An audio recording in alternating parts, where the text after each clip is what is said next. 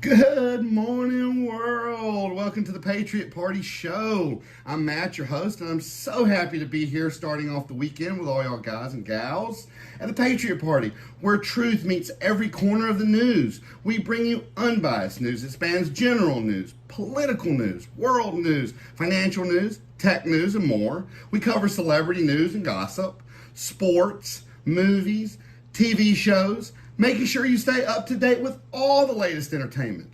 Join our America First movement, where we put America and the Constitution first and provide unique insights and immersive content all in one place. We have a new Patriot Party store where you can purchase our custom graphic designed merchandise. Please check us out and support our cause. We dropped a new line yesterday. We drop a new line of merchandise every Friday, so check us out. Brand new off the press. Also follow us on all our social media platforms to stay engaged. You can find links by clicking on the description of this podcast, and don't hesitate to share your thoughts or topic suggestions. Thank you for supporting the Patriot Party as we unravel mainstream media BS and offer you a fresh perspective that's not affiliated with any political parties. So we have no agenda.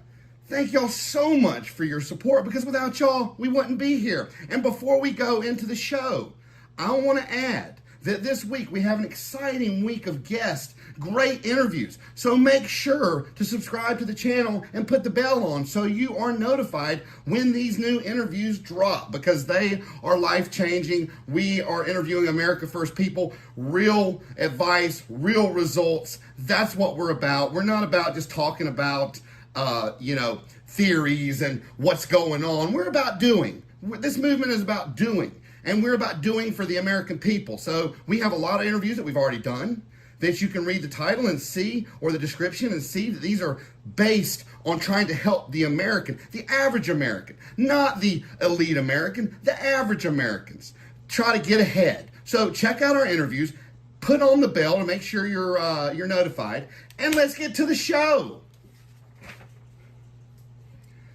President Trump said he would fire the commissioner, which he did, of the Bureau of Labor Statistics after the independent government agency reported a weak jobs numbers for July and the preceding month.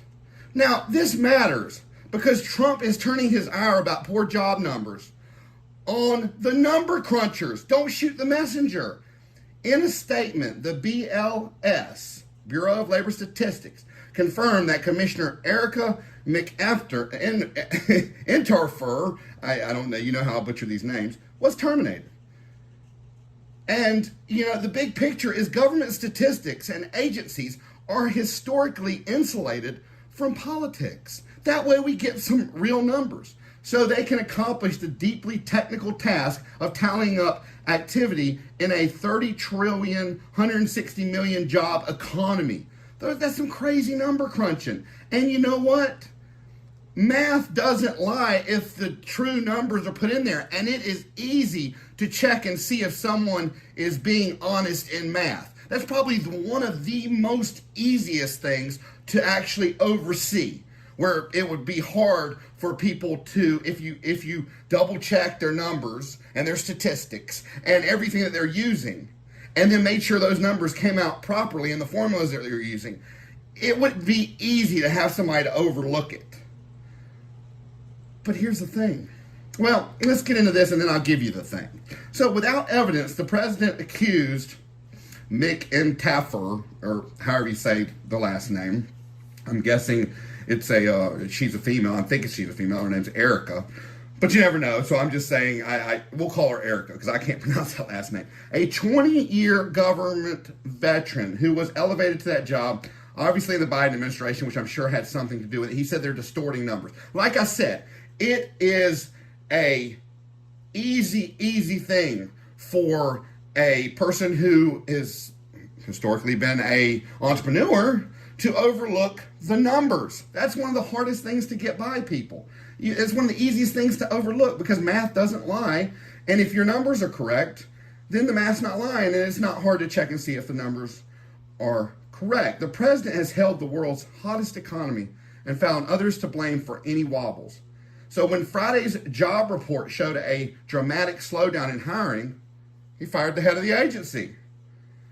And it's just, he is so famous for shooting the messengers. I mean, look at the reporters in Texas during the interview where they were asking on behalf of the bereaved parents, which people have said, well, that's just what they say. Well, if they weren't, then don't you think somebody would have spoke out and said, no, they weren't asking on their behalf. They were lying when they said that. No, I guarantee you somebody came up to them that had lost a family member, at least somebody, and asked him to ask about the delayed alarm.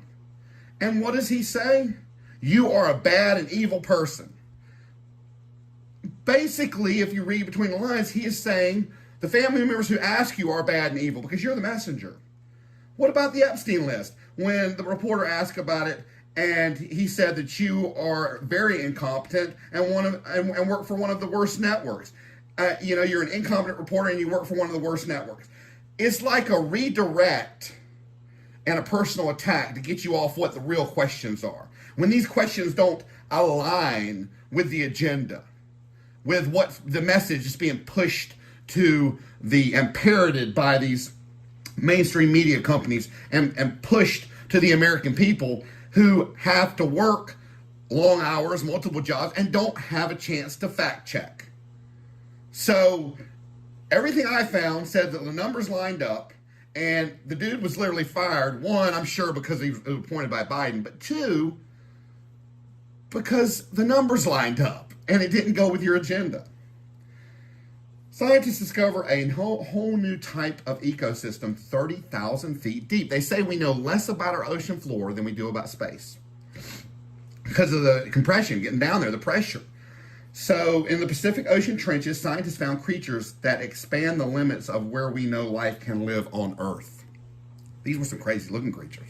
I mean, glow-in-the-dark creatures. I mean, obviously, because there's no light down there. It's so dark. When the Texas Civil Rights Project needed lawyers to help dozens of... Now, I dug deep into this story, so I'm going to be going for a minute because I don't like the way this is going. You know me, and we hold truth and Constitution above all, and this violates the Constitution to the hilt.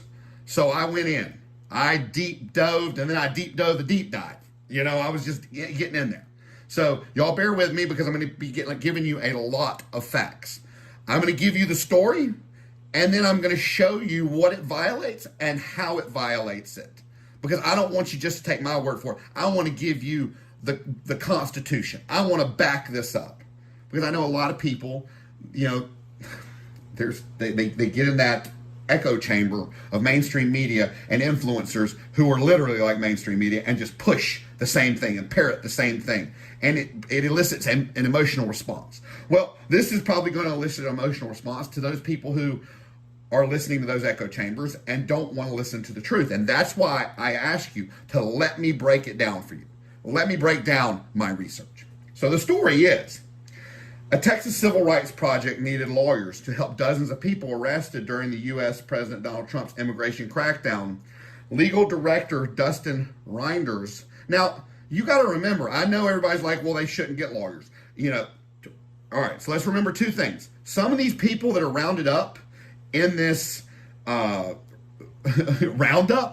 that I've called deportation backwards, because it's literally the people who have been living here, who have a past to live here, it's being revoked, who have opened businesses, bought houses, raising families. These are not the people, the Chinese people of military age, all these people that we saw Fox cover when Biden said these open borders, some terrorists, criminals. I mean, I'm all down with the criminals. But all these people they were saying were living off the government, somewhere between 7 and 20 million people going to these sanctuary cities, getting phones, getting thousands of dollars a month off the government. My question is, if that was true, which I had no reason, I mean, it says somewhere between 7 and 20, it's probably closer in the middle of 10 or 12. Who knows about these illegal immigrants that came through the border during the open border policy, the Biden open border policy, which I did not agree with by any means, because you can't have a sovereign nation with open borders.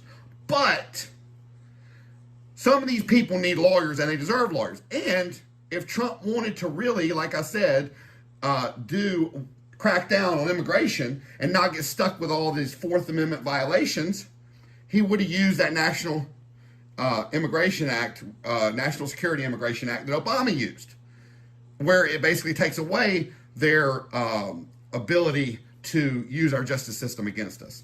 But there are some people that need lawyers, but that's not where this takes a turn for me. So let me get back into it. Turn to a familiar strategy. He contacted major law firms that for decades have provided free legal service to nonprofits like his. On that day, on that April day in Houston, he called his usual contacts, many at the firms that had previously handled challenges to Trump's immigration policies. Before Trump's return to the White House, they typically offered swift pro bono, which is tax write-off, or free legal help, a standard public service provided by elite U.S. firms. This time, they all denied. Now, see, I'm not worried about the immigration people, the immigrants getting lawyers. Do I think they should have them? No, I think Trump should be using a different act. Do I think the ones that shouldn't be deported, that have a case and constitutional issues? Yes, I think they should be defended. But this is not where this takes a turning point. We're just starting to scratch on the surface. So none of these firms who always take these pro bono and free legal help to nonprofits, none of them were willing. Why? Why weren't they willing? They told him, this is in apostrophes, they told him, they told him, we are just handling the cases ourselves at this point. Reinders said, in March and April, Trump issued a series of executive orders targeting law firms he considered adversaries. The first such attack by a U.S. president against the legal profession. Now, let's start thinking about the Constitution. Let's start thinking about what this actually means to attack lawyers for the people they represent. Some of the orders lashed out at firms for donating their time to cases involving immigration, transgender rights, and the January 6th attack by Trump supporters on the U.S. Capitol, claiming this legal work undermined U.S. interest. Months later, the aftershocks threatened lasting damage to America's tradition of mobilizing free lawyers to challenge government actions on behalf of dozens of major law firms. These are more, even though this isn't checks and balances, it still kind of is an extension, a subsidiary of checks and balances. Wary of political retaliation, or they have scaled back their pro bono work, diversity initiatives, and litigation that could place them in conflict with the Trump administration. A Reuters investigation found many firms are making a strategic calculation, withdraw from pro bono work frowned on by Trump, or risk being the next target. Reuters interviewed more than 60 lawyers, reviewed 50 law firm websites, contacted more than 70 nonprofits, and analyzed millions of court records to compile an authoritative account of the fallout from Trump's intimidation of big law. 14 civil rights groups said the law firms they count on to pursue legal challenges are hesitating to engage with them, keeping their representation secret or turning them down altogether in the wake of Trump's pressure, according to interviews with the nonprofits and a review of filings they have made in court. In an analysis of court dockets, Reuters also found that big law firms have pulled back sharply from litigation against the federal government. So they are being intimidated not to go after the federal government when the federal government violates. This is a big problem. This is a very big problem. So I wanted to look into it. What does this violate? Because I felt when I read it, I'm like, my red flags just went everywhere. Forget the yellow flags. Red flags were going up. This is not good. Now, you may not agree with who they're representing, but under the Constitution, everybody deserves to be represented. And that's what keeps the government in check, are these lawyers. So when I looked into it, it showed that these actions violate several legal precedents and constitutional protections. So this is what I outlined. First Amendment violations, freedom of speech and association.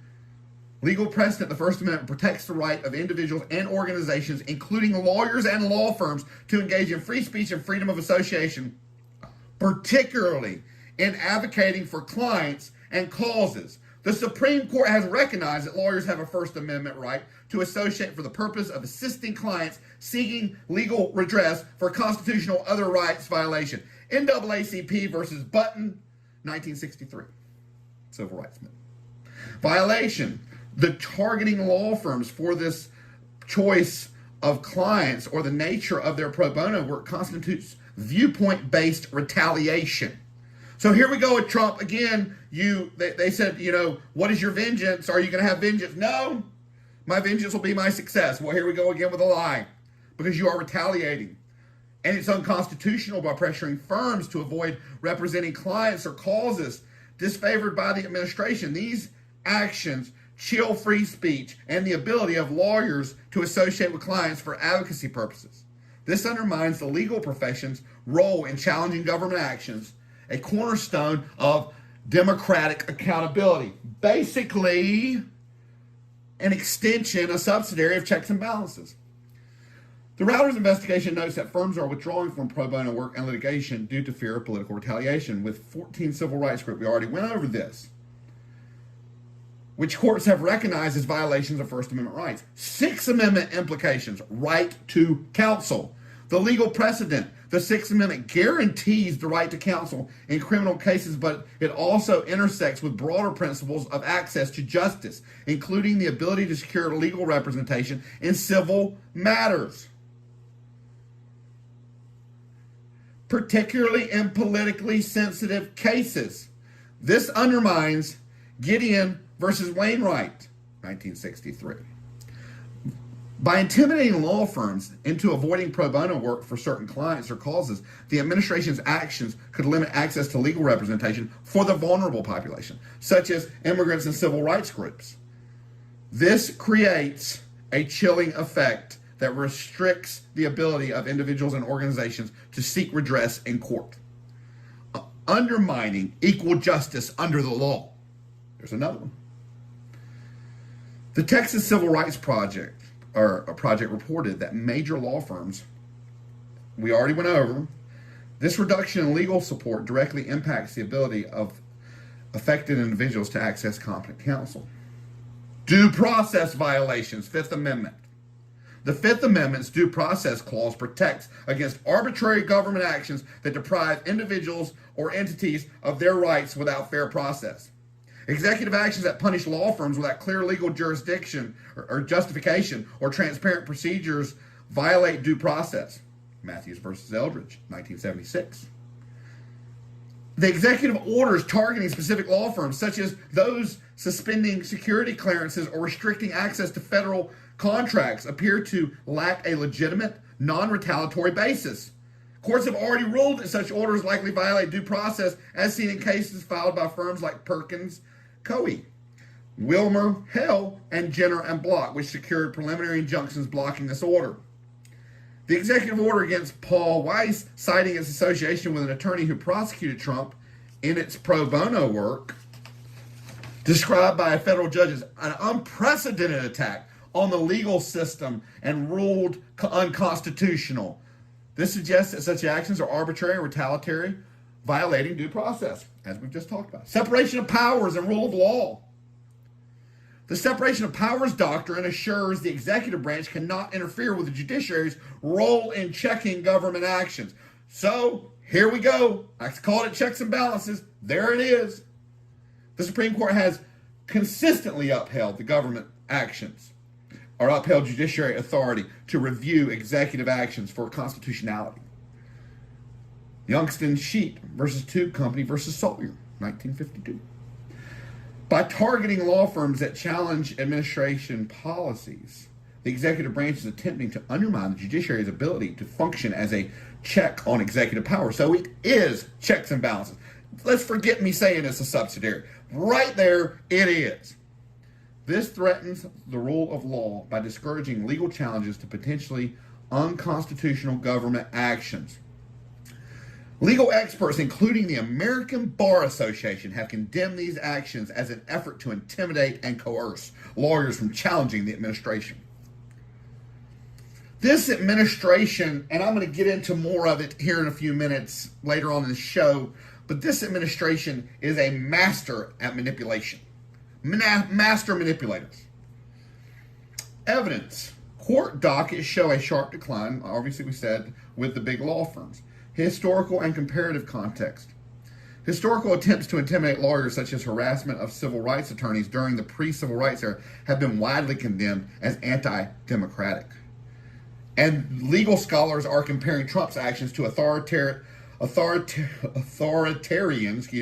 tactics seen in interwar Italy and Germany, where governments targeted legal professionals to suppress dissent.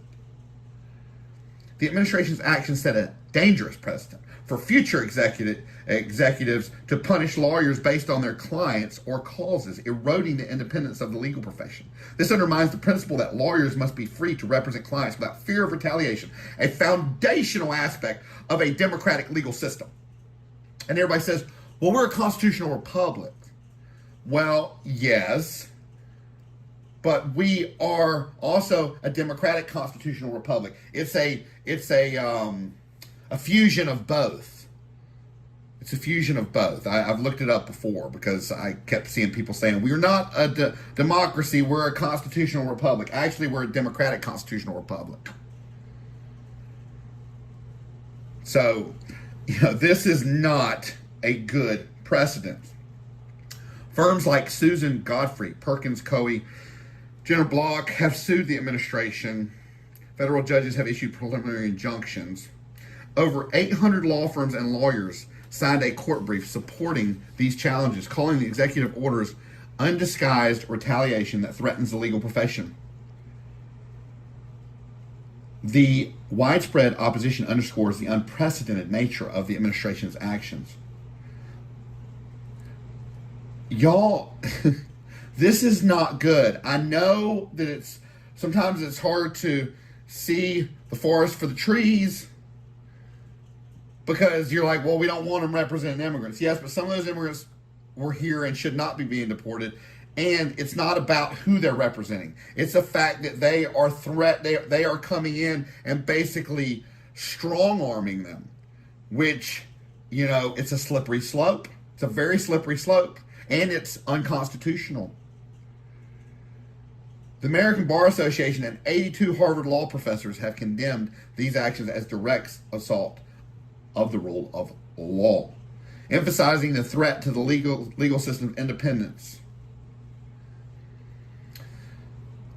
So what's happening is some firms claim that they've increased their pro bono hours. Now this makes it even more crooked. But if you actually dig into it, the administration's strategy was to secure pro bono commitments with a $940 million amount to give to major firms. That raises the question about whether these deals are less about public service and more about co-opting firms to align with its agenda, creating conflicts of interest that further limit their ability to challenge the government. It looks like a payoff to me. They say, hey, you got two choices. We'll come after you or we'll give you some money. They'd be stupid not to take the money. They run a business. But it should not come to that.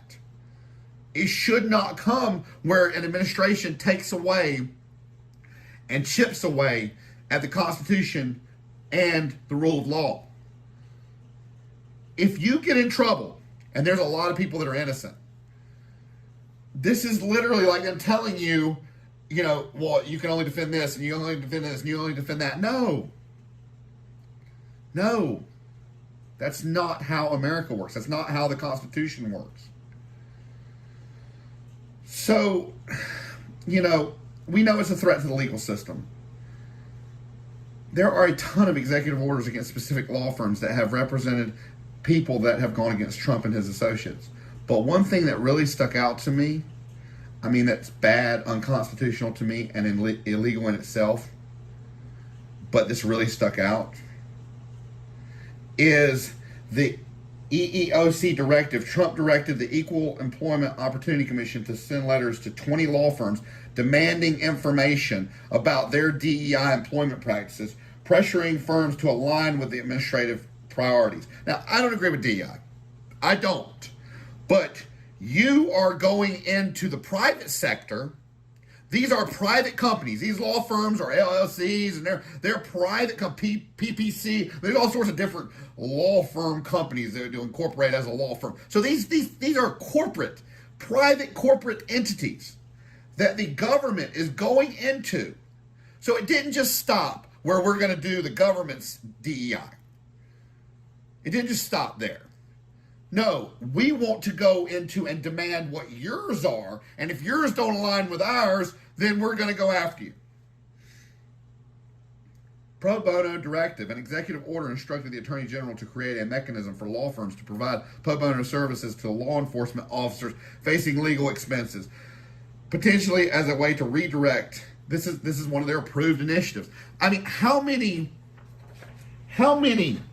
times have cops without huge law firms representing them gotten away with stuff? Now, I don't agree. Once I saw all the evidence in that Derek Chauvin, I believe that he was a political pawn in a time to be played, in a time when things were racially charged.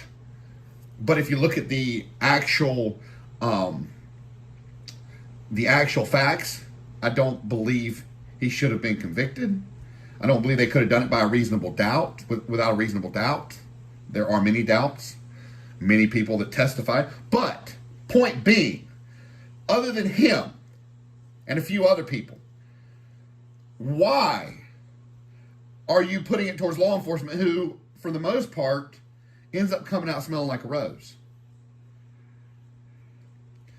So, in April of this year, Trump announces deals with 9 law firms, including Kirkland and Ellis, Allen Overy, Shearman, Sterling. I'm not even going to name them all, but to provide approximately $940 million in pro bono services for causes like Veterans Affairs. Well, I believe that. Combating anti-Semitism. These deals were framed as a way to avoid punitive executive orders, but have been criticized as coercive, with legal experts comparing them to deals made with a gun to the head.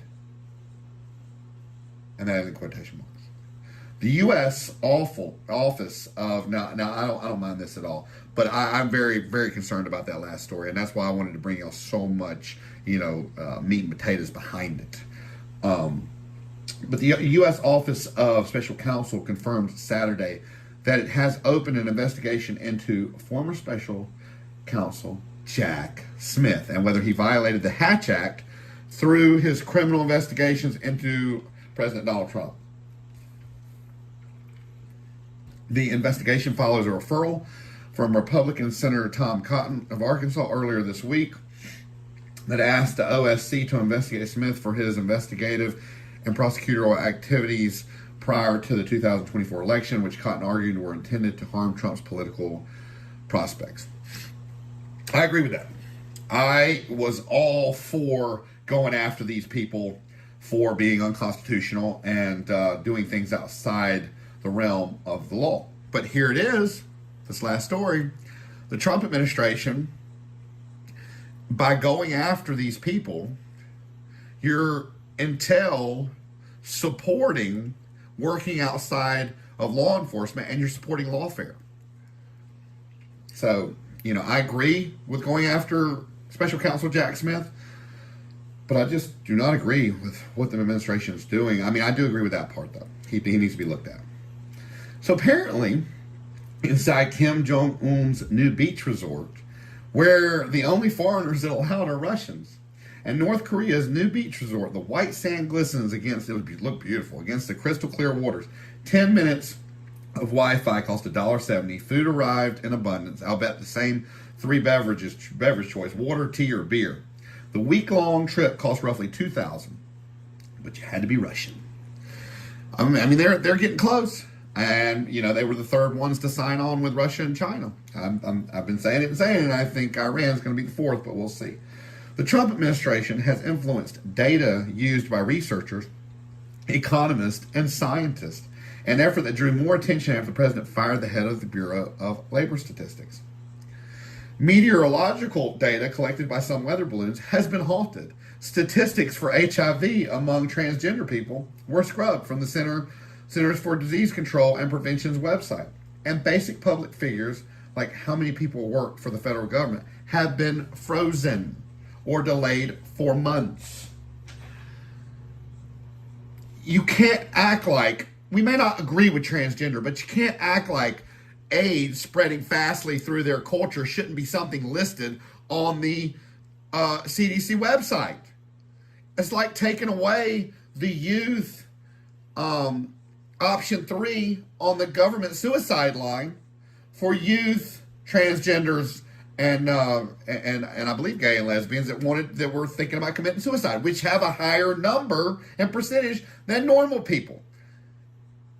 And what got me was they didn't even cut the budget to save any money, which I still wouldn't have agreed with.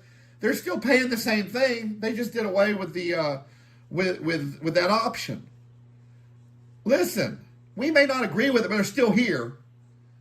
I don't agree with freaking doing things that are going to allow more of them to die. Yes, we should stop child mutilation. Yes, if you can't pick out your own clothes, you shouldn't be picking out your gender. You should have to be of age. No, the government should not pay for it. These are common sense conservative values. But we have gotten way away from common sense conservatism. We've gotten way away from that.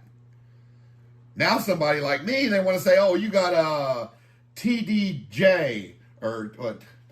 Hold on, TDS. Trump derangement syndrome, just because I'm reporting the truth and giving you the information to back it up. Just because I don't agree with him. Just because I, at this point, would have much rather seen Vivek in there.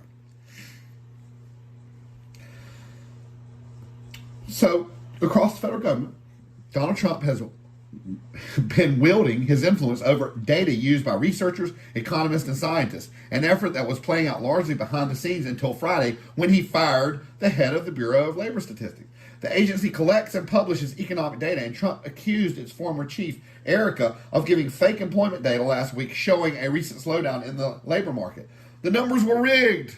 Biden wasn't doing well, he was doing poorly, Trump said in an interview on CNBC. Presidents of both political parties often seek to spend government data to their benefit, cherry-picking numbers that put their agendas in the best light possible. But the firing of Erica has drawn criticism from economists, Wall Street investors, and even Republicans who are raising wider concerns about the continued reliability of government data once seen.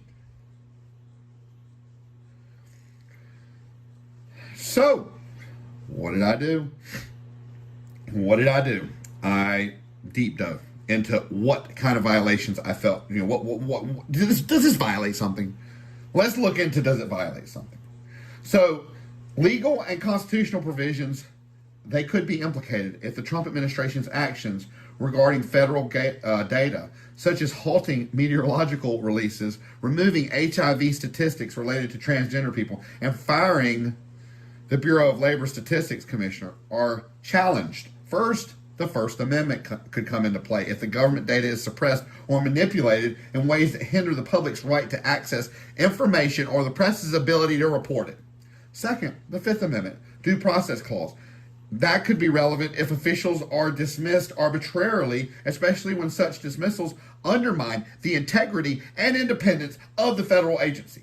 Third, interfering with agencies like CDC and BLS may violate statutory obligations related to transparency and public data reporting.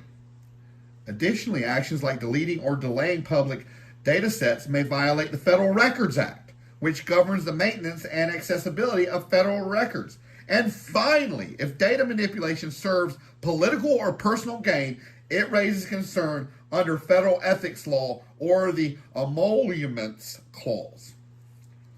Now, presidents have a broad authority, but overt politicization of traditionally objective data sets, such as economic or health statistics, trigger legal and ethical scrutiny, especially when it erodes public trust.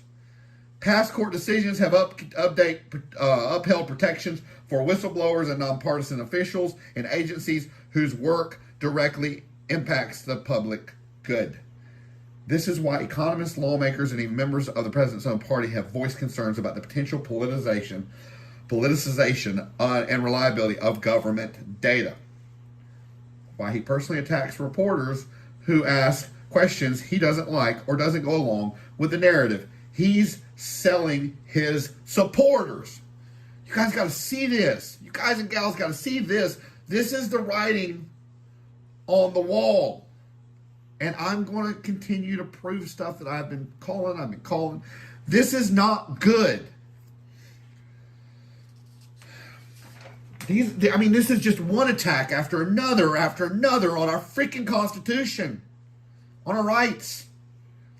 And we will get into more as we go. India is digging its heels in and resisting pressure from the U.S. to curb purchases of Russian oil despite threats by President Trump to retaliate by imposing higher tariffs on India. Trump said he was going to place a 25% tariff on Indian imports to the U.S. in retaliation. Now, this 25% is in retaliation because I import from India on some things that are sold in one of my businesses. They don't make them here in the U.S. To all you people that said I should order in the U.S. And if they did, I still probably wouldn't be able to sell them because they would be too high. It would be too high for me to sell. Then on Monday, the president said he would be substantially raising tariffs on Indian goods on top of the 25% duty.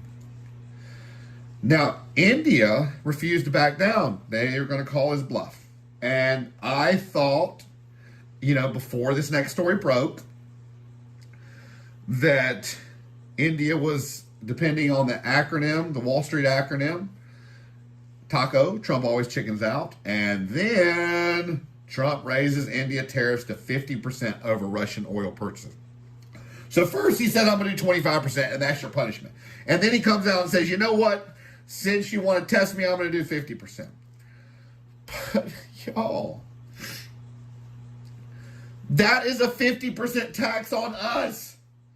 Everybody who is ordering stuff from India. They're a big trading partner with us. So, the White House announced on Wednesday that it was opposing an additional 25% tariff on India. And I find that the government of India is currently directly or indirectly importing Russian Federation oil. That's what President Trump said in an executive order. According and as consistent with applicable law, articles of India imported into the customs territory of the United States shall be subject to an additional ad valorem rate of 25%. The new tariff is set to go into effect in 21 days, while the other tariff has already taken effect. The 25%. The other one's coming in, which 21 days, but that's 4 days ago, so 17 days. It's the latest sign that Trump is following through on his threat to punish countries that buy Russian oil, and he's increased his rhetoric in the recent weeks over President Vladimir Putin's invasion of Ukraine. India said that it is extremely unfortunate that the U.S. should choose to impose additional tariffs on India for actions that several other countries are also taking in. Here we go again. Alienating allies. It was just, I don't even know if they've completely closed the loophole yet. There was a loophole where we were buying Russian oil, even though it was the legislative branch did a bill against it. There was a loophole. We were buying it basically through brokers. We were buying it through third parties that had bought it through Russian or had it mixed in with their oil. So we were funding. Now, Trump has said he's done something to try to close that loophole. I don't know if it's closed yet, but we were.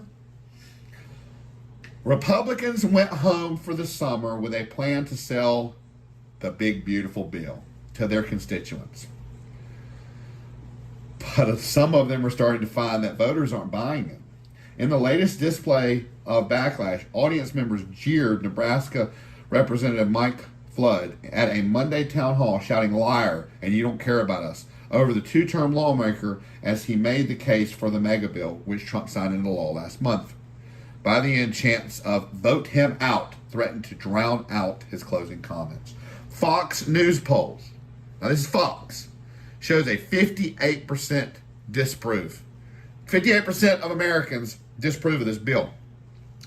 We've been talking about it. They've been selling us, a bill of goods that is, it's misinformation. It's not an out-and-out lie, but the way they manipulate it, it's misinformation. And people aren't having it. And if Fox says 58%, I would think it was probably higher than that. Let's get into the story where I found some writing on the wall that I think is going to back up my claim. So I made it before. Let me make the story to you. So RFK Jr.'s new policy on SNAP recipients, I didn't know it had gone through, for not being able to buy sodas or candy bars. Now that is also sugar-free, diet sodas, everything. So we're going to go into this. We're going to break this down a little bit more. A lot of states are adopting it. My state's adopted it. As someone who spent many years as a certified nutritionist and exercise physiologist, so that's what I went to school for. I studied political science and economics as electives, but that was what I concentrated in. I have stated that those two changes will make no difference. It's literally like dropping one piece of sand in a bucket to a problem that is so complicated and has so many moving parts and variables. Example, orange juice with no pulp does the same thing to your body or in your body when it's broken down as sodas and candy bars. A common myth is natural sugar will break down different than artificial sugar or than corn, high fructose corn syrup or anything like that. That is a myth. You may get a few vitamins and minerals, but it has nothing to do with his reasoning, which is obesity and obesity-caused illnesses like diabetes, crackers, bread, noodles, and so much more if they don't have soluble fiber. Because insoluble and soluble are two different fibers. And they do have two different jobs in the body. Soluble fiber regulates blood sugar, and insoluble keeps your colon cleaned out, keeps you regular as far as stool movement and waste management of your body.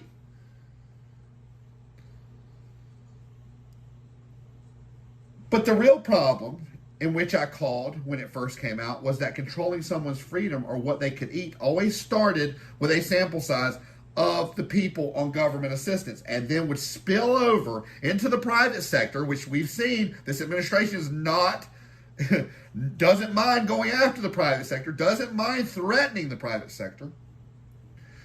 There's a lot of Americans out there who were all for this change. But I always say don't throw stones if you live in a glass house, because they just released a new CDC report, and this is what it says. And then I'm going to tell you what I think it means. What I think the writing on the wall is.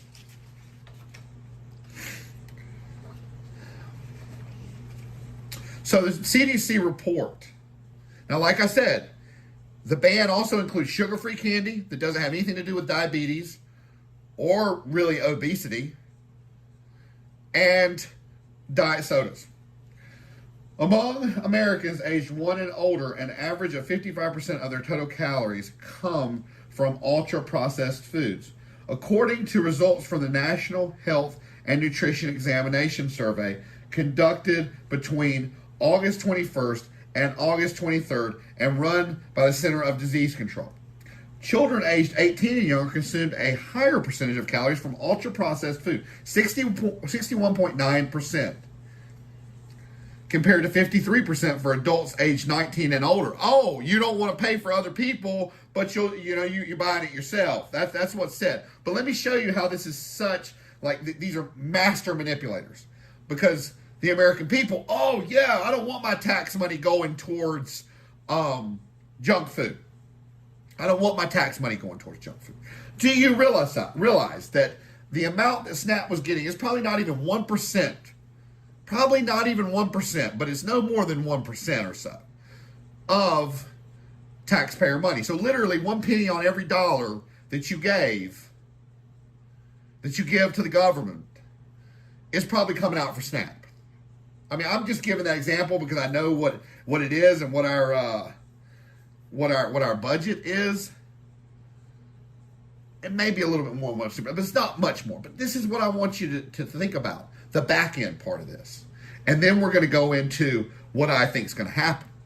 The back end part of this is almost 10% of SNAP money was spent on the food that was just banned. Do you realize that means that the people who produce this food, Little Debbie, Coca-Cola, Pepsi, American jobs, they just got a $20-some billion hit from their industry. Do you realize that is going to mean for people that are going to be laid off? I mean, people are going to lose their jobs because of this. And they sell it to the American people, but they don't sell it as in, hey, listen, we're really only spending 1 penny of every dollar that you give us for tax money on this, and then it's going to cost so many American jobs. $20-some billion hit on this industry. That is not a small hit. Especially when we're dealing with tariffs and stuff now too, which goes into profit margins. So, it's a pot calling the kettle. People saying, you shouldn't be able to eat junk food if you get government assistance. Whole while you're eating 50+% junk food. But this is what I don't like, because that's your business. And I feel like that's those people's business on SNAP. And I feel like with you taking away the alternative for sugar-free options, it's not about what's healthier. It's about control. So then a registered dietitian at a Cleveland clinic says, it's concerning. It's way too much. We don't have guidelines. People don't go by those guidelines. Who goes by the government guidelines of vegetables, fruits, all that? Not a lot of people. And here is the writing on the wall.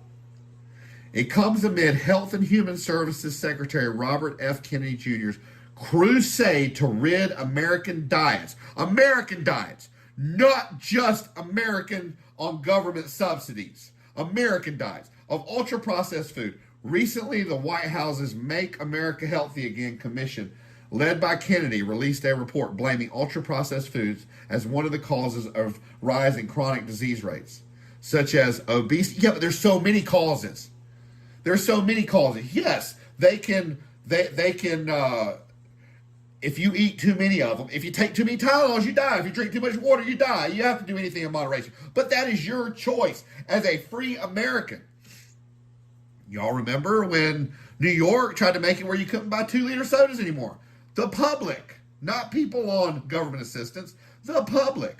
Now it got shot down, but I believe this is the foundation where the government starts trying to control or eliminate our choices of certain foods. And they'll do it under the same guise as they did when they started to crack down on cigarettes. The FDA tried to regulate them, but lost when the companies fought back in a 2000 Supreme Court ruling. And then, in 2009, Obama created the Family Prevention and Tobacco Control Act that superseded the Supreme Court ruling because it went through Congress, and they changed the law to get around checks and balances of the three branches of government and gave the FDA control over tobacco. It is my belief, and it may be conspiracy theory, but I'm just trying to read the writing on the walls from previous examples set in U.S. history and by this administration, that junk food, or what they consider junk food, because dark chocolate that's high in dark chocolate, 75 to 90%, is very healthy and full of antioxidants. But that is banned, as well as the sugar-free sodas, like I said. So now you can see it's not just about what's good and what's bad for you. It's about control and what they think will cost them less for health care. Not only for government-provided health care, but I believe the lobbyists and health insurance companies probably have something to do with this. because their cost for providing health care in their minds will go down, even though the problem is way more complicated than what they're making it out to be. If a person can't buy soda and candy bars, or even the healthier versions, or dark chocolate versions, you don't think they're going to spend that extra money on ramen noodles, which not only have the simple carbohydrate with no fiber, so it still spikes your blood insulin levels. They're just going to spend more. And then that has extremely high sodium, which lends to hypertension, strokes, and high blood pressure, all that stuff. So just by changing one thing, it doesn't make for obesity or obesity caused illnesses to go away. They'll literally just redirect. But what they're going to do, this is what I see them doing. You remember cigarettes went from like $2 or $3 a pack to like $10 a pack. They are going to penalize. Somehow, they're going to come, this is my theory now. We'll see if it comes true. Somehow, left unchecked, they're going to come out with maybe some sort of not fines, but taxes. Extra taxes if you sell ultra-processed food. That's going to cause the ultra-processed food to go up to as much as if you were buying the healthier version. And they're going to try to push people into, and they're going to do it through price gouging. That's the way I see them doing it. Maybe I'm wrong, but that's how I see them doing it. Man, this is a big, big statement next, but I looked into it, and I'm going to give you the lowdown. Trump accepts a bribe and steals money from taxpayers. Everybody's like, no, that can't be true. The situation, actually Adam Kissinger called him out on an X post. Qatar donates the $400 million Boeing 747-8 jet to the U.S. for the use as Air Force One, with the U.S. government spending nearly $1 billion to retrofit it, only for it to be transferred to Donald Trump's presidential library after his term. And that raises, because that's personal, that raises significant legal and ethical questions. One, Trump's acceptance of the jet and its planned transfer to his presidential library could violate the Foreign Emoluments Clause and federal ethics regulation, as those require congressional approval for foreign gifts and restrict personal benefits from public office. The Anti-Deficiency Act could be implicated if retrofit funds were improperly allocated. Misappropriation of government property is a concern if the transfer to the library is unauthorized. Proving bribery would require evidence of a specific quid pro quo, but Trump's business dealings, including a $5.5 billion golf course in Qatar and profits from foreign governments during his first term, Qatar's payments to Trump properties, shows a pattern. Qatar's motives. As a U.S. ally, Qatar may seek favor with the gift, especially given Trump's influence over Middle East policy. This would be further proven by Trump's 2025 dealings in the Middle East, seeming to coincide with every country he visited. His personal company would start construction or benefit from the visit, aligning with corruption allegations. Critics, including legal experts like Stanley Brand and Richard Briffault, assert that the transfer to the library constitutes a personal benefit, violating constitutional and ethical standards. Oh. We'll see. We'll see how midterms go. I don't think they're going to be as favorable as what they think they're going to be. Gosh, this could have been such a good run for the conservatives. They try to say it's going to be I forgot the other day, I meant to put the story in here about it being some conservatives were going to run things for some crazy amount of time. I saw it as if they played things right from 12 to 20 years. This was some way more than that. Let's give some financial news. U.S. job reports, only 73,000 jobs were added in July, well below expectations, triggering a market sell-off, also triggering the firing.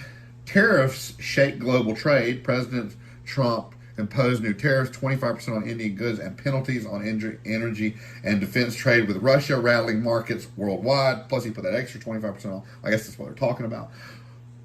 The Federal Reserve holds rates. The Fed kept interest rates unchanged, but hinted at possible future cuts depending on inflation and employment data. India's RBI policy meeting, investors are watching closely as the Reserve Bank of India prepares to announce its interest rate decision amid inflation concerns. Corporate earning highlights. Now, I think last week we also went over this, that all the big tech, Microsoft, Meta, Apple, Amazon, they all reported earnings with AI investments and consumer trends. Consumer giants like McDonald's and Disney releasing earnings. Disney raised its profits outlook while McDonald's saw a dip in middle income traffic. They don't have as much disposable income, even though the country's supposed to be doing better. Healthcare updates. Pfizer, Eli Lilly, and Novo Nordisk posted mixed results with weight loss drug sales and R&D costs impacting forecasts. Financial sector, MasterCard, and Visa earnings gave insight into customer spending, while Coinbase and MicroStrategy reflects crypto market trends. Industry-specific news. Lucid Group stock drops.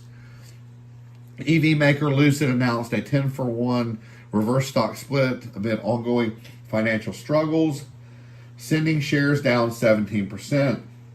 Automakers under pressure. Ford and Tata Motors face headwinds from tariffs and global trade tensions. Global market sentiment. Foreign investor pullback, persistent selling by foreign investors, and tariff uncertainty led to declines in Indian equities. Crude oil and PMI data. Movements of oil prices and services PMI data from the U.S. and India are influencing short-term market volatility. Let's get to some tech news. We already talked about the big earnings. Now, there is a QuantumScape stock drop despite good news. The EV battery innovator announced a $130 million licensing deal with Volkswagen's power company, but shares fell due to profit-taking after recent gains. AI and workplace culture. Cognition's controversial work policy. After acquiring AI startup Windsurf, Cognition told employees to either accept a buyout or commit to 80-hour work weeks, sparking debate about tech industry work-life balance. 80-hour work weeks. That's 16 hours. Well, I mean, I don't know, depending on if you divide by 7 days, but if you do it by 5 days, that's 16 hours a day. I mean, that's a strong one. Microsoft and Google talent war. Both giants are aggressively poaching AI talent, intensifying competition in the generative AI space. Industry shifts and investments. Apple's $600 billion U.S. manufacturing push. Apple announced a massive investment to bring advanced manufacturing, including AI server components, back to the U.S., partnering with TSMC, Samsung, and others. Now, that's good news. That's good news. Possibly for these tariffs, probably. Apple's, going along with the administration. They don't want any smoke, and I think Samsung got threatened by the administration, a foreign company. But hey, if it turns into something good, I'll give it. I mean, this looks like. I mean, I know there was already. I don't think it was $600 billion. There was already a large contract negotiated. So I'm trying to remember because I looked it up whether it had been negotiated before Trump took his presidency, and I think a partial, but I think he got it upped, and now it's been upped again. So, you got to give credit where credit's due. Call a spade a spade. Hey, if your tariffs are working towards this, we'll just have to see how that pebble in the water of the U.S. economy, of the GDP. We'll just have to see what it, what those, that pebble or those pebbles in the water, what they actually, generate and how they help in the big scheme of things. Security and regulation. Google breached by Shiny Hunters hackers. A Salesforce-linked account was compromised, raising concerns about enterprise security. NVIDIA faces U.S. chip restrictions. The U.S. may require location tracking or kill switches in AI chips to prevent smuggling into China. I wonder how much of a market that's going to hit them with. I wonder how often they were doing that. Innovation and consumer tech. Chevy Silverado EV breaks range record. GM engineers achieved 1,060 miles on a single charge, beating Lucid's previous record. Wow, that changes the game. Over 1,000 miles on a charge. Wow. Spotify launches audiobooks and family plans. Users can now share audiobook access for $11.99 a month. WhatsApp rolls out safety overview. A new feature alerts users before joining unknown group chats to combat scams. Sports. The NFL buzz. Training camp highlights. All 32 teams are deep into camp and QB battles heating up, especially in Cleveland, where rookie Shadir Sanders will start the preseason opener. Micah Parsons, injury concern. Cowboys star linebacker may miss the season opener due to injury. ESPN and NFL deal. The ESPN will get rights to NFL Red Zone and the NFL Network in exchange for a 10% equity stake. Okay. Teddy Bridgewater signs with the Bucs. The veteran quarterback passed his physical and joined Tampa Bay. WNBA controversy. Sex toys thrown on court. Multiple incidents occurred during WNBA games this week, including one that hit Indiana Fever's Sophie Cunningham. Arrests have been made and players are calling for fan accountability. Golf. Wyndham Championship underway. The final PGA Tour regular season event is happening in North Carolina with players vying for FedEx Cup playoffs. Something just sunk in before we go any further. I wonder if they're throwing these sex toys, if it's people that are doing it in protest of the trans ban. Is that what this is all about? I don't know what this is about. Maybe somebody can comment and let me know. I don't know what the sex toy scandal is about, unless it's in representation of the transgenders. And I agree with that. They shouldn't be playing in women's sports if they won't. They should not infringe on anyone else's rights. If they want to be treated as equal, they should have their own sports, their own bathrooms, their own locker rooms. Be treated as an equal. Do not. Biologically, they are not the same as women.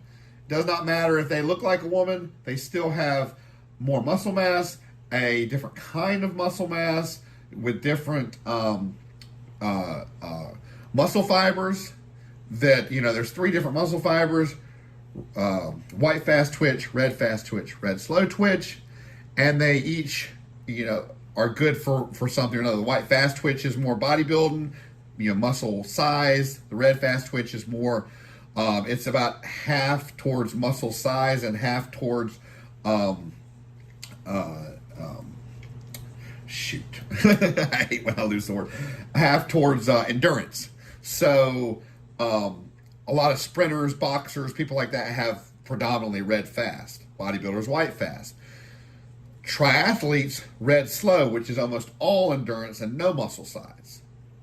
So the makeup of muscle motor units and their musculature, their joints, all that biologically is stronger than a female, even if they take the hormones and they look like a female.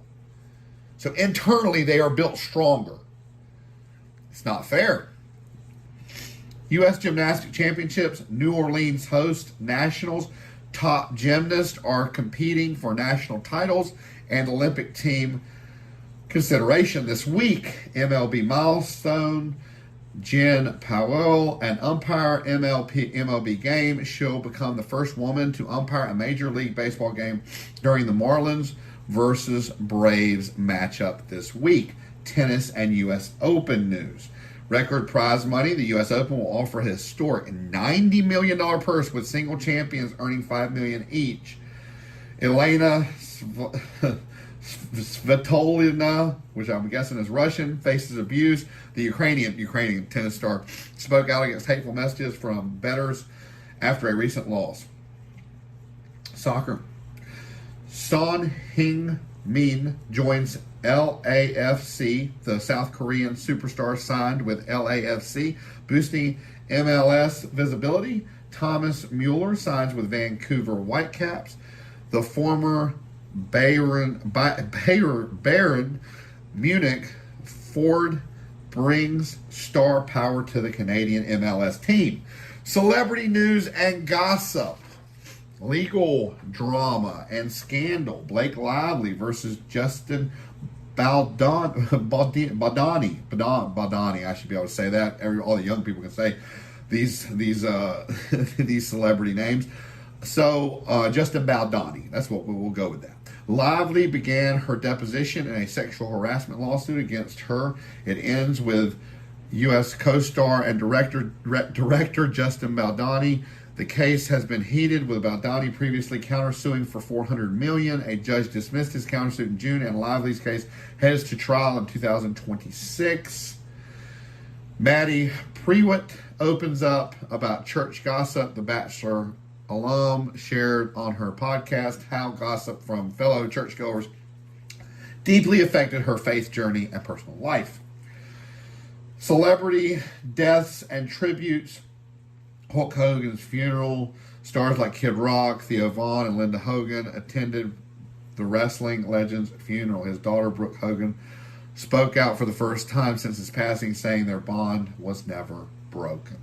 Quotation. Influencer Chase Philandro dies at 20. The New York-based content creator tragically died by suicide, sparking conversations about mental health in the influencer community. Relationship news. Paris Jackson and Justin Long split. The couple called off their engagement just 7 months after announcing it. Jennifer Aniston's new romance. She was spotted on a double date with new boyfriend Jim Curtis alongside Jason Bateman and his wife Amanda Enka. Career moves and comebacks. Taylor Kitsch shuts down revival rumors. The Friday Night Lights star confirms she won't return for a Peacock reboot, saying, "I'm not going back." Lindsay Lohan and Tyra Banks reunite. The life-size co-stars light up the red carpet in Australia, sparking nostalgia for fans. Viral moments in style. Kylie Jenner speaks Spanish in sultry look. She flaunted her cleavage in a strapless top while showing off her Spanish skills in a new video. Sammy Sheen's pink hair transformation. Charlie Sheen and Dennis Richards' daughter debuted bubblegum pink hair she dyed herself. New movies. So in theaters, Weapons, a chilling horror epic by Zach Krieger. Barbarian, following the mysterious disappearance of children at exactly 2:17 a.m. across multiple storylines. Freakier Friday, Lindsay Lohan and Jamie Lee Curtis return in this Disney sequel, adding a new twist to the classic body swap comedy. Sketch, a heartwarming indie film for all ages, praised for its creativity and emotional depth. The Fantastic Four. First Steps, Marvel reboot, stars Pedro Pascal, Vanessa Kirby, and Julia Garner as the iconic superhero team facing off against Galactus. Streaming releases. Jurassic World Rebirth is on Amazon. Scarlett Johansson leads a dino hunting mission gone wrong in this action-packed revival. You have to watch that. The Pickup, Prime Video. Eddie Murphy and Pete Davidson star in a heist comedy involving armored trucks and casino chaos. Happy Gilmore 2. I did watch that. That's actually a pretty good movie. Adam Sandler returns to the green with Julia Bowman and Ben Stiller in this nostalgic sequel. Death of a Unicorn. HBO Max, a dark horror comedy starring Paul Rudd and Jenna Ortega about a unicorn with magical blood. The Monkey, a gory Stephen King adaptation directed by Oz Perkins, blending horror and dark humor. Musical and fantasy. Wicked, which is on Prime Video. The hit musical finally lands on streaming ahead of its theatrical sequel this fall, so there's going to be another sequel. I couldn't watch it. I spent $20, so my daughter and wife could watch it, but I just can't watch musicals. New shows, new series and premieres. Duck Girls, BBC America, a post-World War II drama about a housewife who opens a nightclub in Soho and clashes with gangsters and police. Animals on drugs. Discovery, wildlife biologist Forrest Galante investigates how human drugs are affecting animals, from meth-exposed gators to cocaine hippos. Wow. But that's going to be interesting. Adaptive Elite, that's on Netflix, a docuseries spotlighting Paralympic athletes and their inspiring journeys. Mr. and Mrs. Murder, Lifetime, a limited series about a suspicious duck hunting disappearance, a widow's shady remarriage. Returning Favors, Big Brother Season 27. Woo! CBS. The reality competition continues with its Summer of Mystery theme, airing new episodes every Wednesday, Thursday, and Sunday. Love Island USA finale, Peacock Season 7 broke streaming records with 1.93 billion viewing minutes, making it Peacock's most watched original show ever. That's a lot of viewing minutes. The Challenge Season 41, MTV. Alumni from various reality shows compete in extreme physical challenges.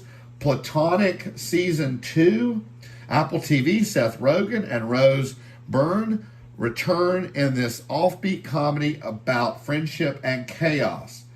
Wednesday Season 2, The Addams Family teen drama returns with more gothic mystery and quirky humor. King of the Hill Season 14, the beloved animated series, makes a comeback with The Hills returning to a changed Arlene. Reality and game shows, WWE, Unreal, A&E behind-the-scene look at WWE's production and superstar lives. Mud Madness Season 2 on Discovery. Cameras capture the wild world of UTV, mud racing, and off-road culture. American Ninja Warrior, new episodes, NBC, feature jaw-dropping obstacle runs and emotional stories. Bachelor in Paradise, ABC. The dating drama heats up with new arrivals and romantic twists. Sports and youth programming, Little League World Series, ESPN. Coverage continues with the exciting matchups and rising stars. Now to the pick of the week. And this week's movie is The Mother. Came out in 2023. Jennifer Lopez stars as a military-trained assassin who comes out of hiding to protect the daughter she gave up years ago. As ruthless criminals close in, she must teach her daughter how to survive in a world of danger and betrayal. It's a gritty action thriller with themes of maternal love, survival, and redemption. This is a good movie. You guys and gals should check it out. It's available exclusively on Netflix. So, I hope y'all enjoyed the show. Remember to stay safe. And until next time, where truth meets every corner of the news.